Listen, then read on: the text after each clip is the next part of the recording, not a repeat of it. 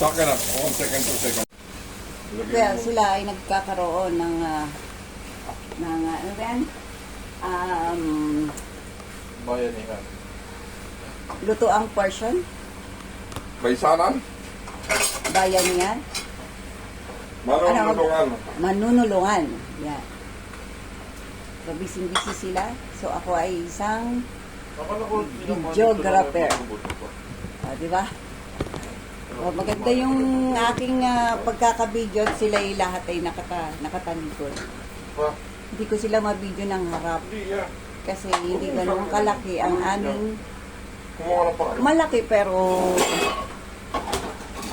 hindi masyadong maibidyo ng Huwag mo lubuot lahat. alam niyo yun.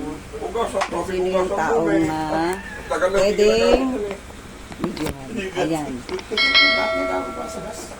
Po, opo, yun po. Opo. Opo, nakalagay po doon. Grabe sito. Ayan. Oo, sebo talaga yan. Kasi beef yan, anak eh.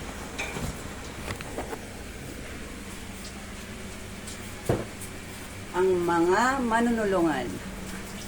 Ano pong ginagawa nyo, sir? Sir?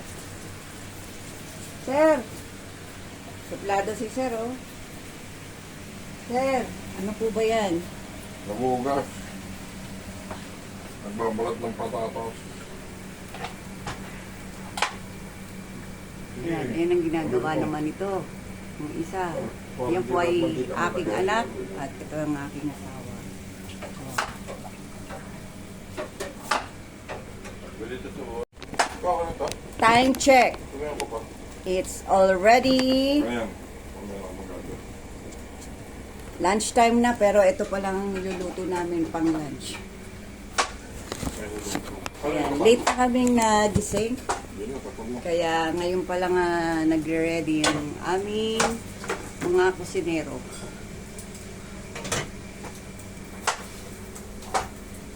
A few moments later.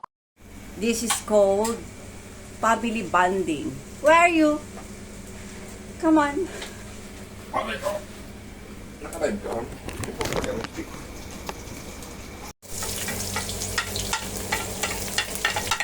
Sa akin na, 1 second, 2 seconds. Ay, siyempre yung baka. Pinalabot ko na yan. Pero ito, wagyu beef to. Yan, wagyu beef naman yan. Malabot na yan.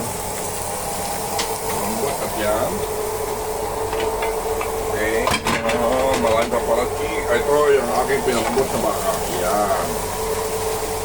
Isa natin ang konti yan.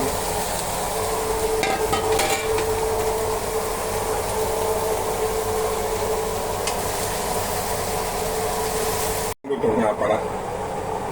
Pagluluto naman, kanya-kanyang ano yun ang recipe. Kanya-kanyang ingredients.